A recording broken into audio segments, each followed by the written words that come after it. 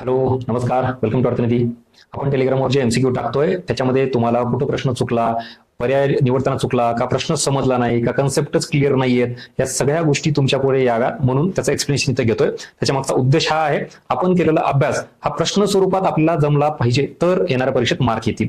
त्याला पुढचा प्रश्न आहे, देशातील आर्थिक वाढ ही सर्वसमावेशक आहे की नाही हे कशावरून कळतं?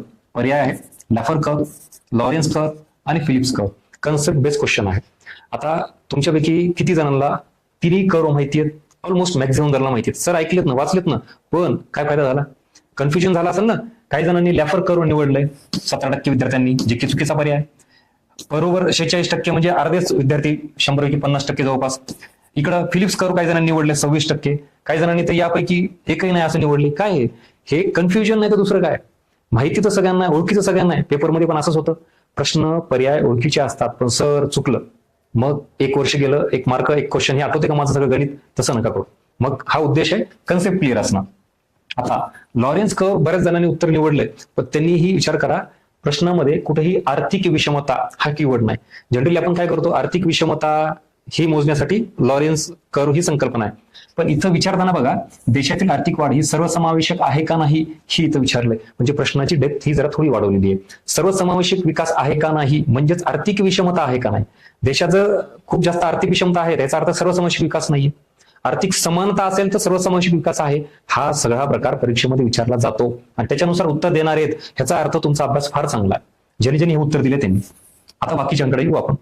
ज्यांना असं वाटतं की सर आमचा अभ्यास झालेला असूनही मार्क येत नाहीत, तुमचा सुपरफिशियल स्टडी आहे, प्रॉपर कन्सेप्ट क्लिअर नाहीये.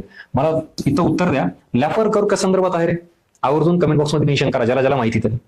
फिलिप्स कर्व कशा संदर्भात आहे हे जर आपण सांगत नसू तर मग काय सांगतील की कट ऑफ एवढा हाय लागतंय, मी त्या कॉम्पिटिशनमध्ये टिकणार आहे, कसं सांगू आपण स्वतःला?